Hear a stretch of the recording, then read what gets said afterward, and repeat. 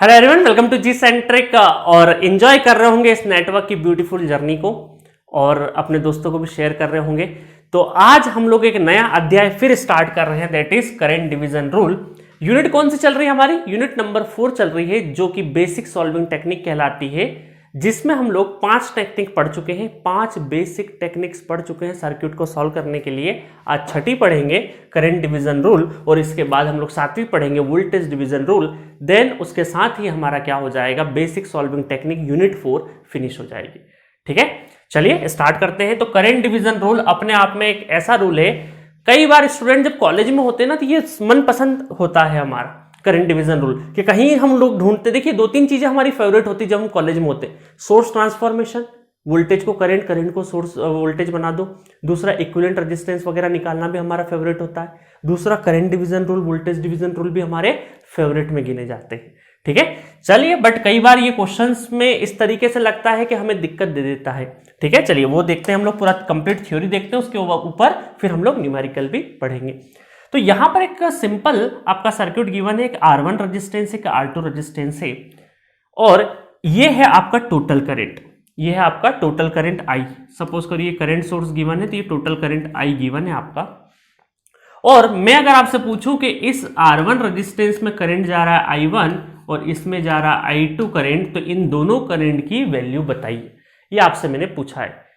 तो आपको current division, ये जो I है, I करंट है, ये इन दोनों ब्रांच में क्या हो रहा होगा, डिवाइड हो रहा होगा। इस वजह से इसका नाम क्या है, करंट डिवीजन रूल है ना। इस टॉपिक का नाम क्या है कि एक करंट डिवीजन रूल। किसका डिवीजन हो रहा है? करंट का डिवीजन हो रहा है। और करंट का डिवीजन किसके अकॉर्डिंग होगा? इन रेजिस्टेंसेस की वैल्यू के अकॉर्डिंग। ठीक है, तो चलिए सबसे अगर पहले मुझे I1 निकालना है, अगर I1 करंट निकालना है तो मुझे क्या करना है? अब देखिए इन दोनों रेजिस्टेंसेस में इस चीज का ध्यान रखना कि अगर आपको I1 निकालना है तो न्यूमरेटर में जिसमें नहीं निकालना वो आएगा अपॉन दोनों का टोटल R1 प्लस R2, ठीक है, into total current I, into total current I। समझ में आया? रेजिस्टेंस में करंट डिवीजन रूल निकालना है, मतलब जिस भी ब्रांच में आप निकाल रहे हैं तो न्यूमरेटर में क्या, कौन सी वैल्यू आएगी, जिसमें नहीं निकाल रहे वो वाली वैल्यू आएगी। ठीक है, सिमिलरली अगर मुझे I2 निकालना है तो I2 अगर करंट निकालना है तो जिसमें नहीं निकालना वो न्यूमरेटर में आएगा R1, that is R1 divided by R1 plus R2 total, और मल्टीप्लाई क्या हो जाएगा, टोटल करंट है ना, मल्टीप्लाई क्या हो जाएगा, ये टोटल करंट का मल्टीप्लीकेशन है। ठीक है, टोटल करंट का मल्टीप्लीकेशन। बस ये रहा फॉर्मूला, है ना। आप सोच रहे होंगे सर खत्म हो गया? बिल्कुल खत्म हो गया, इससे ज्यादा की आपको नीड नहीं है। बट बहुत कम लोग जानते हैं कि करंट डिवीजन रूल सिर्फ और सिर्फ तभी अप्लीकेबल होगा जब आपकी 2 ब्रांचेस होगी, है ना। डिवीजन के लिए 2 ब्रांच तो चाहिए। तो जब ये फॉर्मूला कब वैलिड होगा, जब आपका करंट, जो टोटल करंट है, वो 2 ब्रांच में डिवाइड हो रहा होगा, और वो 2 ब्रांच आपकी काय में कनेक्टेड होनी चाहिए, पैरेलल में कनेक्टेड होनी चाहिए। काय में कनेक्टेड होनी चाहिए, पैरेलल में कनेक्टेड होनी चाहिए। तो करंट डिवीजन रूल अगर लगाना है तो हमें क्या क्या चाहिए? पहली चीज तो ये 2 ही ब्रांच में लगेगा, सिर्फ 2 ब्रांच में लगेगा, और वो दोनों ब्रांच एक दूसरे के क्या होनी चाहिए, पैरेलल होनी चाहिए। और तीसरी चीज है कि आपको टोटल करंट की इंफॉर्मेशन भी पता होनी चाहिए। अगर ये टोटल करंट नहीं पता रहेगा तो हम लोग I1 I2 कैसे निकालेंगे? नहीं निकाल पाएंगे। तो आपको टोटल करंट भी गिवन होना चाहिए। ठीक है, तो ये मैंने जितनी बातें बोली ये मैंने क्या कर दिया, आगे चल के एक नोट पॉइंट लिखवा दिए। नोट पॉइंट आपको मिल जाएगा पीडीएफ में। Current division rule is applicable for only 2 branches which is connected in parallel only, और given total current. Total current given होना भी जरूरी है। तो ये मैंने आपको रूल बता दिया इसका। ठीक है, अब देखिए, अब आप बोलेंगे सर रेजिस्टेंस का भाई इंडक्टेंस भी होता है और इंपिडेंस भी होता है, तो क्या वहां पर भी सेम चलेगा? बिल्कुल, वहां पर भी सेम चलेगा। सपोज करिए ये आपको मैंने यहां पे इंडक्टर दे दिया, तो ये टोटल करंट I है और ये I1 करंट और ये I2 करंट। अब आप बोलेंगे सर अगर ये डीसी है तो ये इंडक्टर तो शॉर्ट हो जाएगा। बिल्कुल हो जाएगा, बट अभी मैं इस डिस्कशन में नहीं जा रहा हूं। अभी मैं सिर्फ फॉर्मूले बता रहा हूं। आगे चल के क्वेश्चन कराऊंगा जहां पे शॉर्ट करके बताऊंगा, और इंडक्टर शॉर्ट होने का फिजिकल सिग्निफिकेंस क्या है वो भी आपको डिस्कस कराऊंगा। ठीक है, चलिए अभी जल्दी से फॉर्मूला लिख देते। तो अगर I1 निकालना है हमें, तो क्या निकालना है, जिसमें नहीं निकालना वो ऊपर L2 divided by L1 plus L2, ठीक है, into total current I। Similarly I2 निकालना है अगर हमें, तो जिसमें नहीं निकालना वो ऊपर L1 plus L2 into total current I। ठीक है, चलिए नेक्स्ट अगर मैं इम्पीडेंस की बात करूं, कि I1 यहां पे निकालना, I2 यहां निकालना है। ठीक है, और ये हमारा टोटल करंट, तो यहां से क्या हो जाएगा I1 इक्वल टू, जिसमें नहीं निकालना वो ऊपर Z2 Z1 plus Z2 multiply total current I। Similarly I2 equal to कितना हो जाएगा Z1 divided by Z1 plus Z2 into total current I। ठीक है, मजा आया यहाँ तक? तो ये आपने निकाल दिया। नेक्स्ट है कैपेसिटेंस। अब आपको पता है कि कैपेसिटेंस थोड़ा सा क्या एबला प्राणी है, मतलब कि ये कहीं ना कहीं हमारा क्या अजीब टाइप का प्राणी है। ये कैपेसिटेंस उल्टा चलेगा। उल्टा कैसे चलेगा, है ना, हमेशा उल्टा चलता है। ये हमारे इक्विवेलेंट रेजिस्टेंस सीरीज पैरेलल से लगा के, चाहे स्टार डेल्टा हो, हर जगह पे ये थोड़ा सा उल्टा चलता है, तो यहां पर भी ये उल्टा चलेगा। ये बोलता है कैपेसिटेंस केस में अगर आपको करंट निकालना है I1, तो जिसमें निकालना न्यूमरेटर में वही ऊपर रहेगा। अभी तक क्या हो रहा था, जिसमें नहीं निकालना वो ऊपर था। इस बार क्या है, जिसमें निकालना है वही ऊपर, C1 plus C2 into total current I। अब आप सोच रहे होंगे सर ये अगर DC है स्टडी स्टेट पे तो ये ओपन हो जाएगा, तो वो सब आगे बताऊंगा मैं आपको। ठीक है, अभी सिंपली फॉर्मूले पे मैं डिस्कस कर रहा हूं। सिमिलरली यहां पे C2 divided by C1 plus C2, जिसमें निकालना वही ऊपर, इंटू टोटल करंट। तो ये रहे आपके करंट डिवीजन रूल, आपके इंडक्टर, इंपीडेंस, कैपेसिटेंस, और इसके पहले हम लोगों ने रेजिस्टेंस में डिस्कस कर लिया। ठीक है, तो फॉर्मूले तो बहुत आराम से आपको याद हो जाने चाहिए। हड़बड़ाहट में क्या होता है, भूल जाते हैं हम लोग, पहले ऊपर कौन आएगा नीचे कौन आएगा। ठीक है, रेजिस्टेंस, इंपीडेंस, इंडक्टेंस में आपको क्या ध्यान रखना है, जिसमें नहीं, अगर सपोज करिए I1 निकाल रहे हैं, तो जिसमें नहीं निकाल रहे हैं, जो दूसरी वाली ब्रांच है, उसका रेजिस्टेंस आएगा। अब आपका क्वेश्चन होगा कि सर क्या ये दो ही ब्रांच में लगेगा? मैं बोलूंगा हाँ। अगर तीसरी ब्रांच होगी तो कैसे करेंगे? तीसरी ब्रांच में फिर आप करंट डिवीजन रूल नहीं लगा पाएंगे।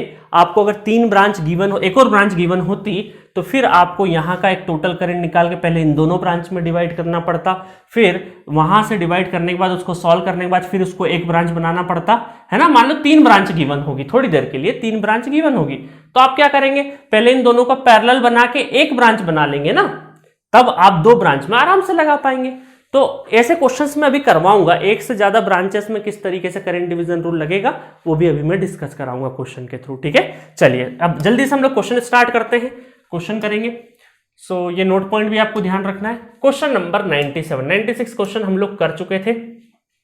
Find I1, I2 and I3, I1, I2 and I3, है ना। अभी कैसे निकालना हमें ये क्वेश्चन, वैसे तो आप क्वेश्चन बहुत अलग अलग तरीके से भी कर सकते हो, क्योंकि अब तक बहुत सारी मेथड आप सीख चुके हो, बट अभी हम लोग करंट डिवीजन रूल से ही इस क्वेश्चन को सॉल्व करेंगे। ठीक है, चलिए तो सबसे पहले आपको क्या करना है, टोटल करंट, मैंने आपको बताया करंट डिवीजन रूल आपको दो ही ब्रांच में लगता है, दो ब्रांच होनी चाहिए और दोनों पैरेलल होना चाहिए, तो पहले तो वो करें। और दूसरा है कि टोटल करंट, तो मैं क्या करता हूं, सबसे पहले ये I1 अगर मुझे निकालना है तो इस पूरे को इक्विवेलेंट को सॉल्व कर देता हूं। 4 और 2 कितना हो गया, 6, 6 और 3 का पैरेलल अगर देखूं, 6 और 3 का पैरेलल लिखूं तो ये हो जाएगा 6 प्लस 3, है ना। आपके लिए मैं पूरा अच्छे से कर रहा हूं।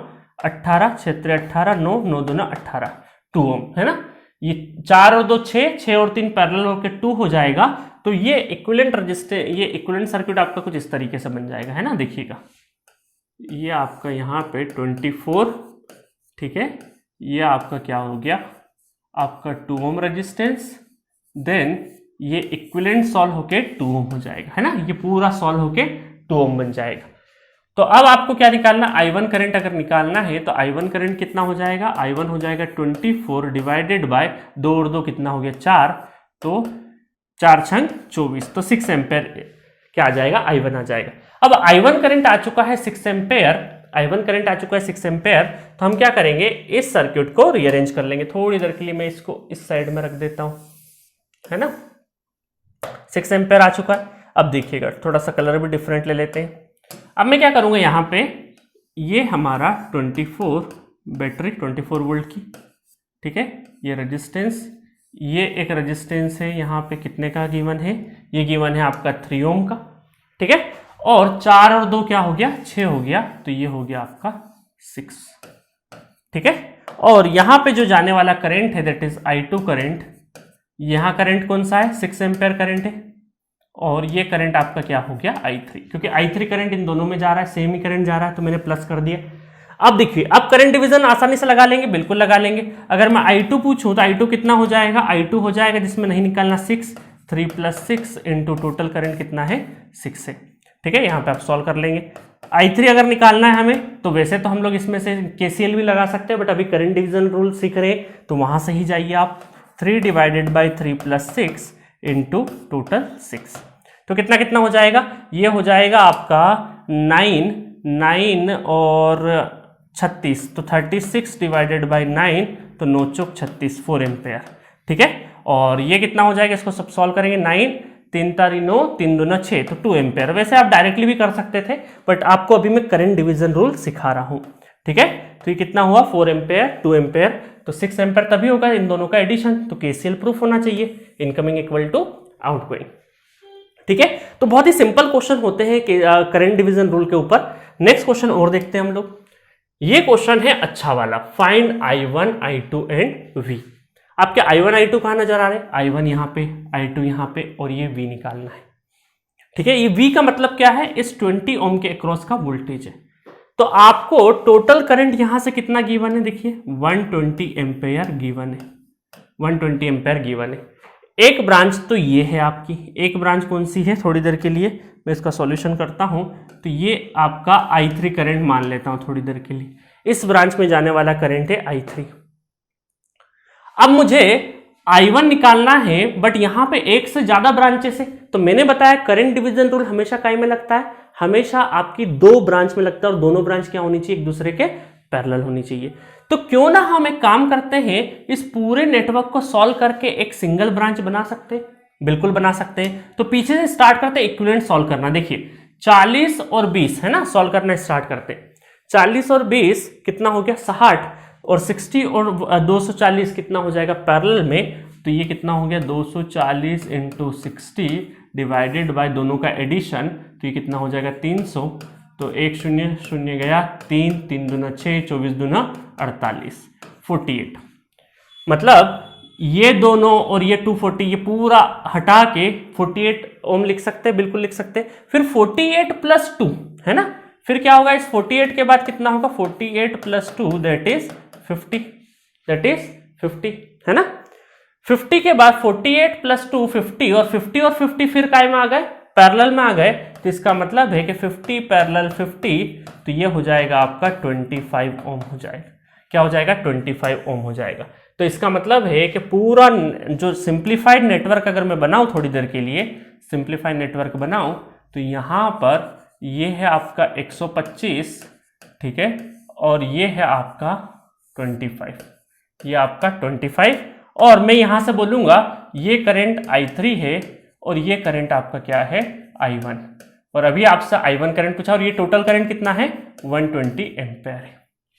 ठीक है, तो ये I1 करंट पूछा है, तो हमने क्या किया, यहां से लगा के पूरे नेटवर्क को सॉल्व करके एक सिंगल ब्रांच में कन्वर्ट कर लिया, ताकि करंट डिवीजन की जो लिमिटेशन है कि 2 ही ब्रांच में लगेगा, वही 2 ही ब्रांच हम लोगों ने लाके खड़ी कर दी। अब बड़ी आसानी से देखिए, आप बड़ी आसानी से यहां से I1 अगर निकालेंगे तो कितना हो जाएगा 125 डिवाइडेड बाय 125 + 25, और टोटल करंट कितना है आपका 120।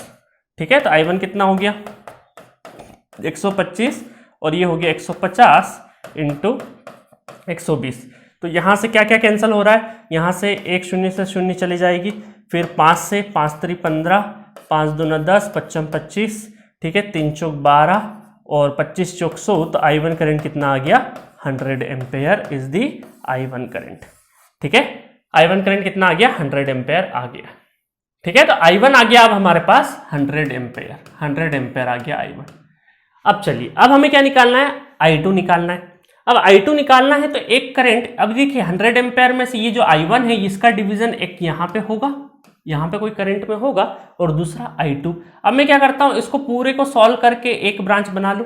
तो अभी मैंने बनाया, तो इस पूरे को जब सॉल्व किया तो 48 आया, और 48 और 2 कितना हुआ 50। इसका मतलब ये ओवरऑल कितना हो जाएगा, अगर मैं यहाँ पे एक नेटवर्क ऐसा बना दूं कि ये है 50 आपका, ठीक है, और यहाँ पर 2 और यहाँ पे 48, 2 और 48, दैट इज 50 बना लेना है ना।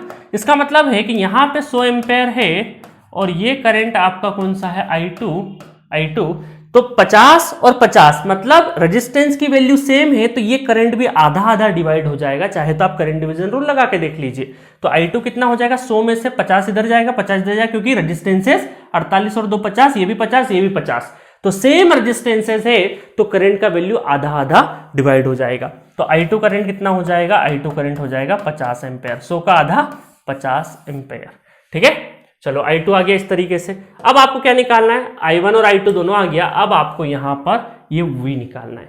अच्छा, V निकालने के लिए हमारे पास क्या है, देखिए सपोज करिए V निकालना है तो यहां पे करंट की आवश्यकता पड़ेगी। इसको मैं थोड़ी देर के लिए I4 करंट बोल देता हूं, इसको मैं क्या बोल देता हूं, I4 करंट। और ये I2 करंट कितना है, ये I2 करंट है 50 है।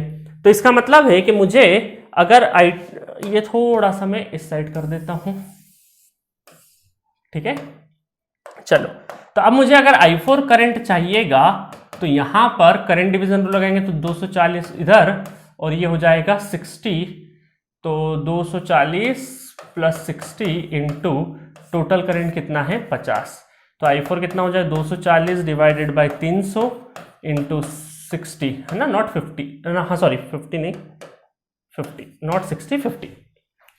ठीक है, करंट डिवीजन रूल लगाया मैंने बस।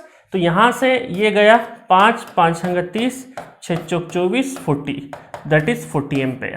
तो ये कितना हो गया आपका 40 एम्पेयर और V कितना हो जाएगा, V हो जाएगा I4 इंटू 20 मतलब 40 इंटू 20, तो 4 2 ना 8, 800 volt, 800 volt is the answer. ठीक है, तो क्वेश्चन में मजा आया होगा आपको, क्योंकि देखिए यहाँ सीरीज पैरेलल कॉम्बिनेशन सॉल्व करना था हमें। उसके बाद करंट डिवीजन रूल, देखिए डायरेक्टली हमें करंट डिवीजन के लिए 2 ब्रांचेस नजर नहीं आई, एक से ज्यादा ब्रांचेस थी। हमने उसको बार बार 2 ब्रांच करंट, जब भी करंट डिवीजन लगाया तो 2 ब्रांचेस में कन्वर्ट किया, उसके बाद ही हम लोगों ने लगाया। तो इस क्वेश्चन में बहुत अच्छी प्रैक्टिस हुई होगी आपकी, और हमने I1 I2 और V तीनों की वैल्यू निकाल दी है। ठीक है, चलिए नेक्स्ट क्वेश्चन की तरफ बढ़ते हैं।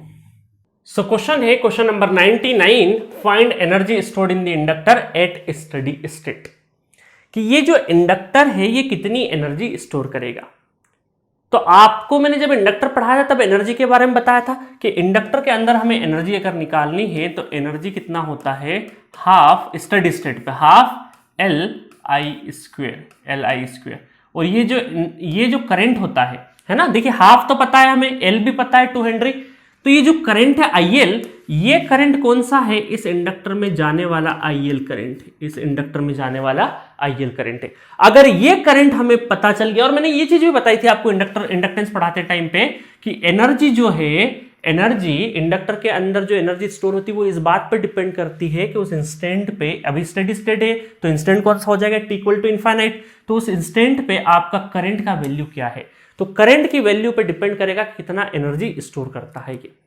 ठीक है, और मैंने एक चीज और बताई थी कि स्टडी स्टेट पे इंडक्टर क्या हो जाता है, आपका शॉर्ट हो जाता है। डीसी भी होना चाहिए, और है ना डीसी नेचर भी होना चाहिए, और स्टडी स्टेट भी होना चाहिए, तो ये क्या हो जाएगा, आपका शॉर्ट हो जाएगा। अब शॉर्ट का मतलब ऑलरेडी मैं वहां पे एक बार एक्सप्लेन कर चुका हूं बेसिक इंडक्टेंस वाले कॉन्सेप्ट में, बट एक बार एक्सप्लेन कर देता हूं, आई थिंक आपको याद आ जाए। देखिए सपोज करिए आप बाथरूम में नहाने गए, है ना, इंडक्टेंस शॉर्ट होने का सिग्निफिकेंस बता रहा हूं। सपोज करिए आप बाथरूम में नहाने गए और आपने टैप चालू किया, यहाँ पे एक बकेट रखा हुआ है, आपने पानी का जो टैप है वो ऑन किया, ठीक है, और यहाँ से पानी आना स्टार्ट हुआ, यहाँ से पानी आना स्टार्ट हुआ और ये बकेट भरना स्टार्ट हुई। ठीक है, ये बकेट भरना स्टार्ट हुई, है ना। तो थोड़ी देर के लिए ये बकेट स्टार्ट हुई, स्टार्ट किया इसने भरना, आधा हुआ, आधे से ऊपर हुआ, और फिर यहाँ पे बकेट पूरी की पूरी फुल हो गई है, जैसे ही बकेट फुल होती है उसके बाद नॉर्मली आप क्या करते हैं, टैप बंद कर देंगे, बट मान लीजिए टैप बंद नहीं करते हैं, ऑन रखते हैं, तो आप क्या देखेंगे कि जो पानी है अब ये यहाँ पे फ्लो होता हुआ फर्श पे गिर रहा है, और ये आपका बाथरूम के अंदर है ना एक एग्जॉस्ट होता है जहां से पानी बाहर निकलता है, पाइप के थ्रू ड्रेनेज लाइन में चले जाता है, तो इस एग्जॉस्ट में क्या हो जाएगा, पानी चले जाएगा। तो अब मुझे एक चीज बताइए कि बकेट फुल होने के बाद हम ये बोले कि जितना इस पाइप से, इस वाटर टैप से जितना पानी आ रहा उतना के उतना इधर चले जा रहा है। तो मैं ये बोलूंगा थोड़ी देर के लिए कि जब तक बाल्टी इस एग्जिट पॉइंट में, और ये यहां से पानी आ रहा है और यह पानी एग्जिट हो रहा है, यहां से पानी इनकमिंग है, यहां से आउटगोइंग है, मतलब यहां से इनकमिंग है और यहां से एग्जिट हो रहा है पानी। तो इस बीच में जब तक बकेट खाली थी, जब तक वो पानी को रोक के रखी थी, एक बार पानी फुल हो गया उसके बाद पानी बह रहा है, उसके बाद जितना पानी यहां से आ रहा उतना के उतना यहां पे बह जा रहा है। इसका मतलब है कि अब बकेट का होना या नहीं होना बराबर ही है ना। एक बार बकेट फुल होने के बाद जो पानी यहां निकल रहा है उतना के उतना वापस चले जा रहा है। तो बकेट तो बहाना है, सिर्फ जितना पानी आ रहा है उतना के उतना वापस बह जा रहा है। अब बकेट का होना चाहे ना होना, मतलब हम ये बोल सकते हैं कि इसका सिग्निफिकेंस खत्म हो गया, जैसे कई घरों में क्या होता है ना, बुजुर्ग इंसान हो जाता 80-90 साल का, जो कोने में खटिया डाल के सोया हुआ है, बस सुबह शाम खाना खा रहा है, और एक ऐसा बुड्ढा जो खाना भी छोड़ दिया, पीना भी छोड़ दिया, बस अब आखिरी सांस की तैयारी है। तो वो उस घर का क्या है, इनसिग्निफिकेंट मेंबर है, मतलब उसका होना नहीं होना बराबर ही है। हाँ, वो 2 वक्त की अगर रोटी खाता, पानी पीता, तो हम ये बोल सकते थे कि हाँ आपका एनर्जी कहीं ना कहीं कंज्यूम कर रहा है वो। अगर हाइपोथेटिकली मान ले कि एक व्यक्ति है जो बिल्कुल 120-130 साल का हो चुका है, ना पानी अन्न कुछ भी नहीं ले रहा है, पड़ा हुआ है, आपकी सेवा भी नहीं ले रहा है, कुछ भी नहीं ले रहा है, तो इसका मतलब क्या है, वो इनसिग्निफिकेंट हो गया उस फैमिली के लिए, उसका कोई होना नहीं होना एक ही हो गया। तो सिमिलरली हम ये बोल सकते हैं कि यहां पर बकेट है ना, यहां पर, हालांकि हम लोग इंसान है तो ऐसा नहीं बोलेंगे, है ना, किसी घर में हो सकता है 120 साल का कोई व्यक्ति हो तो माफ करिएगा, है ना, तो ऐसा नहीं करना है। इनसिग्निफिकेंट एक एग्जांपल समझाने के लिए बोल रहा हूं, है ना, ह्यूमैनिटी के नाते नहीं पता चले खाना सर ने बोला था इनसिग्निफिकेंट है चलो हटो, है ना, ऐसा नहीं कर देना। चलो, तो ये बकेट का रोल क्या हो गया, फिनिश हो गया एक बार भरने के बाद। तो सेम क्या होता है इंडक्टर के साथ होता है। थोड़ी देर के लिए इस बकेट की जगह में कैपेसिटर या इंडक्टर कोई भी रखो, एक एग्जांपल ले रहा हूं, यहां पे इंडक्टर या कैपेसिटेंस रख लीजिए। एक बार जब वो इंडक्टर या कैपेसिटेंस फुल्ली चार्ज हो जाएगा, जब तक उसमें स्टोरेज की कैपेबिलिटी होगी जब तक वो स्टोर करेगा। एक बार उसका स्टोरेज एनर्जी स्टोर्ड की जो कैपेसिटी फुल हो गई, उसके बाद क्या करेगा, वो यहां से आने वाले करंट को, अगर इंडक्टर है तो चेंज इन करंट को अपोज करेगा, कैपेसिटर तो चेंज इन वोल्टेज को अपोज करेगा।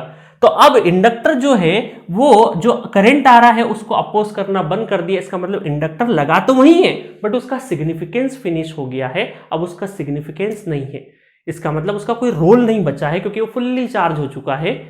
तो उस केस को बोलते हैं हम लोग इंडक्टर शॉर्ट या फिर कैपेसिटर ओपन। ठीक है, सिमिलरली देखिए यहां पे मैं वहां बताता हूं कि यहां पर इंडक्टर शॉर्ट होने का मतलब इंडक्टर निकल के कहीं इधर उधर हमने फेंक नहीं दिया, शॉर्ट होने का मतलब जल नहीं गया। नहीं तो बहुत सारे लोग सोचते हैं कि इंडक्टर शॉर्ट का मतलब है कि जल गया, नहीं नहीं, इंडक्टर की प्लेसिंग में ही है, बस इस इंडक्टर ने, अब थोड़ी देर के लिए बकेट की जगह इंडक्टर को एज्यूम करो और पानी की जगह इस करंट को एज्यूम करो, पानी की जगह आप किसको एज्यूम करो, करंट को एज्यूम करो। तो इसका मतलब है कि यहां पर इंडक्टर ने अपोज करना बंद कर दिया, मतलब इंडक्टर फुल्ली चार्ज हो गया, अब यहां से पानी आ रहा है चले जा रहा है, मतलब करंट आ रहा है जा रहा है, अब उसे मतलब नहीं है।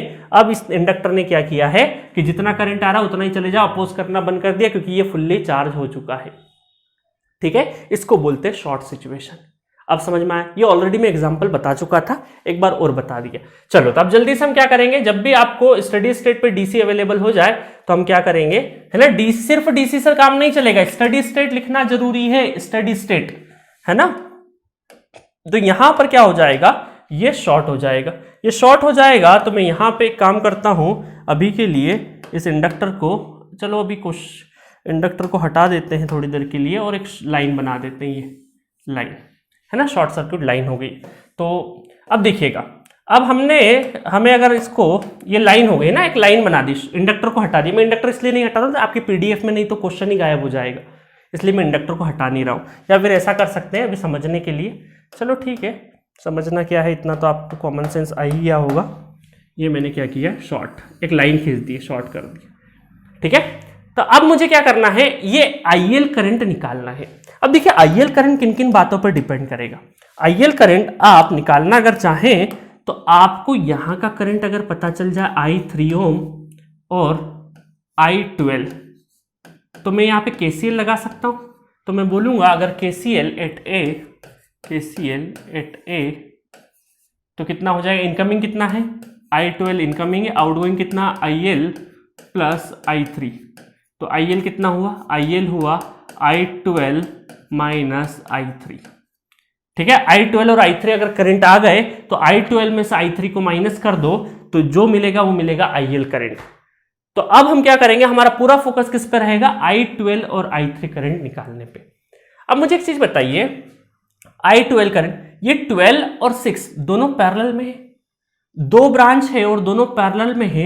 एक बार मुझे यहां पे टोटल करंट पता चल जाए, I टोटल पता चल जाए एक बार, तो मैं करंट डिवीजन लगा दूंगा। करंट डिवीजन लगा दूंगा तो मेरा I12 निकल आएगा। और मुझे यह भी पता है कि टोटल जितना एंटर हो रहा है उतना ही I टोटल लीव करेगा, है ना, ये बात पता है हमें पता नहीं इसमें अंदर क्या हो रहा होगा, जितना हमने भेजा है करंट उतना ही वापस निकलेगा इस नेटवर्क से। तो हमें पता है कि अगेन ये दोनों ब्रांचेस काय में पैरेलल में, तो ये जो I टोटल करंट निकला है इन दोनों से ही डिवीजन होके ही निकलेगा। तो हम यहां पर भी उल्टा करंट डिवीजन लगा देंगे। देखिए अभी तक हमने करंट को टोटल करंट को इंजेक्ट किया और डिवाइड किया, बट हम उल्टा भी सोच सकते हैं, ये टोटल करंट प्लस होके वापस टोटल ये इन दोनों ब्रांच का जो करंट है वो प्लस होके ये टोटल बन रहा होगा, तो करंट डिवीजन इन दोनों के बीच में भी तो लगाया जा सकता है। ठीक है, बट सबसे पहले हमें I टोटल निकालना पड़ेगा, और टोटल निकालने के लिए इस इक्विवेलेंट रेजिस्टेंस को पूरा सॉल्व कर दीजिए। इस इक्विवेलेंट रेजिस्टेंस को अगर हम लोग सॉल्व कर देंगे, है ना, इस इक्विवेलेंट रेजिस्टेंस को अगर हम सॉल्व कर देंगे तो हमारा आधा प्रॉब्लम फिनिश हो जाएगा। इसको सॉल्व करने के लिए ये क्या है, अब डमी वायर बन गया। डमी वायर बन गया मतलब क्लब कर दिया आपने, क्लब कर दिया तो ये कुछ इस तरीके से हो जाएगा 36। ठीक है, 36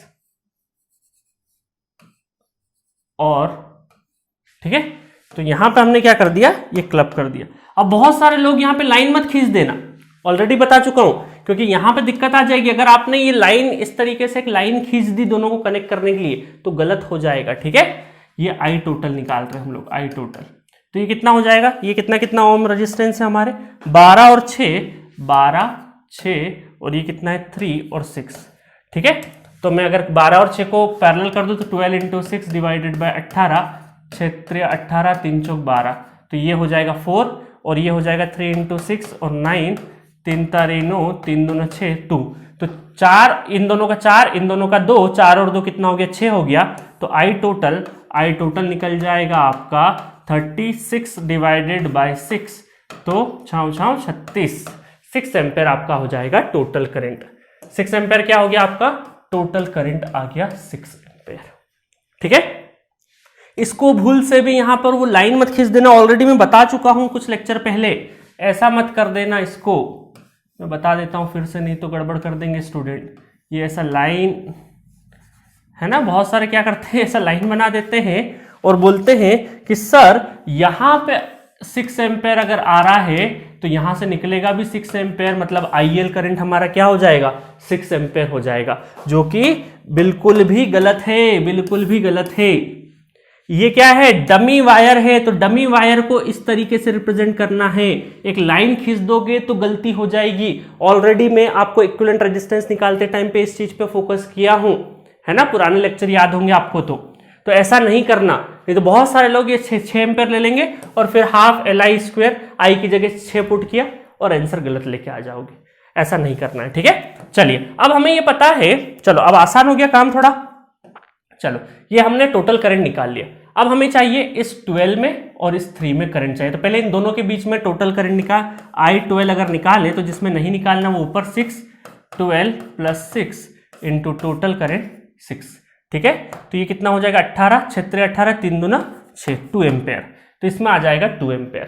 I12 कितना हो गया 2 एम्पेयर। हमें ये भी पता है कि 6 एंटर हो रहा है तो 6 लीव करेगा, इन दोनों से ही होगा, तो हम ये बोल सकते हैं कि यहाँ पे 6 डिवाइडेड बाई 3 प्लस 6 उल्टा लगा दिया हमने, क्योंकि हमें तो करंट से मतलब है, तो 9, तो ये कितना हो जाएगा हमारा, ये हो जाएगा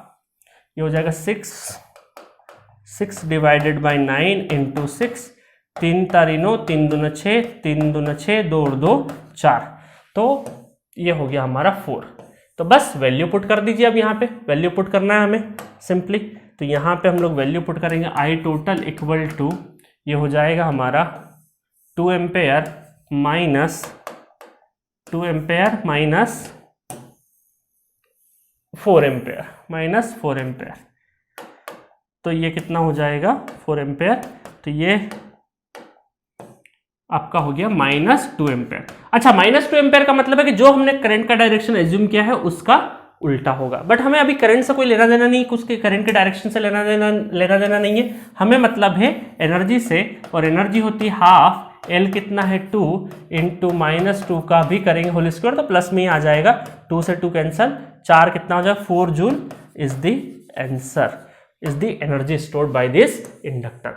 मजा आया क्वेश्चन में? क्वेश्चन में बहुत कुछ था, यहाँ पर डमी वायर का कॉन्सेप्ट जो हमने सीखा था वो लगा है, मैंने आपको वहां पर बताया था इक्विवेलेंट रेजिस्टेंस निकालते टाइम पे तो गलती नहीं होगी, बट एनर्जी निकालते टाइम पे गलती होगी, इस क्वेश्चन के बारे में बताया था, और आज मैं ये क्वेश्चन भी करवा रहा हूं आपको, और मैंने करवा भी दिया है क्वेश्चन। तो जब भी कभी आपको इंडक्टर वगैरह पूछे तो आपको टोटल करंट इसको डमी वायर मान के कर लेना है। वायर शॉर्ट होने का मतलब, डमी वायर बनने का मतलब इंडक्टर हटा नहीं है, बकेट वाला एग्जाम्पल ध्यान रखना, ठीक है। चलिए, आई होप मजा आया होगा, एनर्जी भी निकल गया होगा। नेक्स्ट क्वेश्चन देखते हैं, एक लास्ट क्वेश्चन और कर लेते हैं हम लोग। यहां पे आपसे पूछा है नेक्स्ट क्वेश्चन में, find steady state current I1 and I2। Steady state बोल दिया डीसी है और स्टडी स्टेट बोल दिया, इसका मतलब ये शॉर्ट होंगे।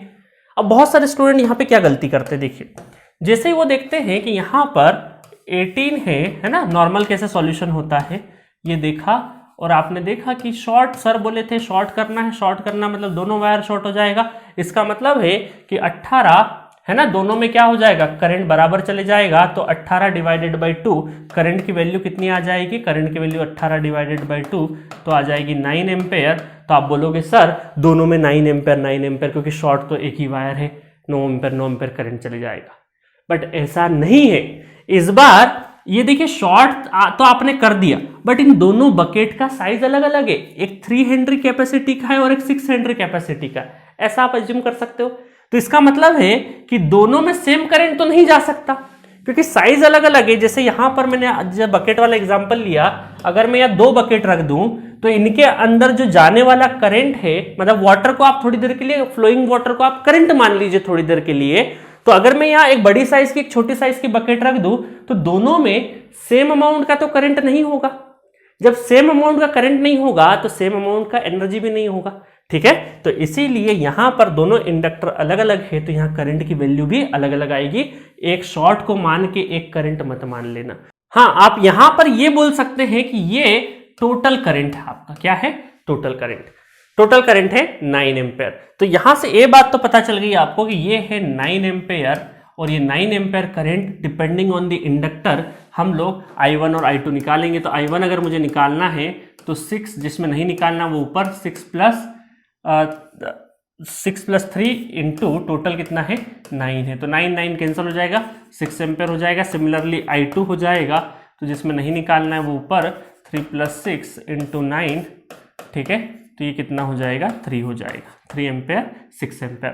तो I1 करंट कितना हो जाएगा आपका 6 एम्पेयर, I2 करंट कितना हो जाएगा 3 एम्पेयर हो जाएगा, ठीक है। तो ये शॉर्ट सर्किट वाला कॉन्सेप्ट आपको ध्यान होगा, ध्यान रखना भी है। पिछले बार भी पढ़ाया था मैंने, जब बेसिक इंडक्टर पढ़ाया था तब भी बताया था ये सारी चीजें। तो ये बकेट वाला एग्जाम्पल ध्यान रखना, ये मैंने 2 क्वेश्चंस भी करवा दिए इसके ऊपर। तो शॉर्ट का मतलब इंडक्टर वहां से नहीं हटा है, वहां से कहीं भी नहीं गया है, इंडक्टर वहीं का वहीं प्लेसिंग है, बस उसका सिग्निफिकेंस खत्म हो गया है, ठीक है। बकेट भर गई है बट उसका रोल खत्म नहीं हुआ है, ठीक है। मतलब ओवरऑल सर्किट में रोल रहेगा बट उस ब्रांच में सिग्निफिकेंस उसका खत्म हो चुका है, ठीक है, सिग्निफिकेंस नहीं है। शॉर्ट का इतना ही मतलब, बहुत सारे स्टूडेंट सोचते हैं शॉर्ट का मतलब है सर इंडक्टर तो निकाल के हमने कहीं फेंक दिया, ऐसा नहीं है। तो at this note current division rule हमारा फिनिश होता है। आपको करंट डिवीजन रूल का मैं जस्ट रिवाइज करवा देता हूं, हर चीज हम लोगों ने सीख ली है। यहाँ पे रेजिस्टेंस में किस तरीके से करंट डिवीजन होता है, आपको बाकी इंडक्टर इंपीडेंस में ध्यान नहीं रखना, कैपेसिटेंस में ध्यान रखना है करंट डिवीजन रूल का, ठीक है। उसके बाद हम लोगों ने एक नोट पॉइंट लिखा, उसके बाद एक क्वेश्चन देखा, क्वेश्चंस को भी बहुत अच्छे से किया हमने। उसके बाद एक बड़ा सा क्वेश्चन देखा जिसमें 2-3 बार हमें करंट डिवीजन रूल लगाने की जरूरत पड़ी। उसके बाद हम लोगों ने यहाँ पे इंडक्टर के अंदर एनर्जी कैसे स्टोर होती है वो देखा हमने। उसके बाद हमने यहाँ पे 2 इंडक्टर पैरेलल में डिफरेंट वैल्यू के हैं, तो शॉर्ट का मतलब एक वायर मत समझ लेना, अलग अलग बकेट है, वो 2 बकेट है, और एक बकेट का एग्जांपल मैंने बता दिया। तो एट दिस नोट हमारा करंट डिवीजन रूल फिनिश होता है। नेक्स्ट लेक्चर से हम लोग लास्ट जो टेक्निक है हमारी बेसिक सॉल्विंग टेक्निक जो चल रही है उसका लास्ट टेक्निक है that is voltage division rule, और उसी के साथ हमारा यूनिट 4 फिनिश हो जाएगा। तो मिलेंगे नेक्स्ट लेक्चर में वोल्टेज डिवीजन रूल के साथ। Okay, thank you.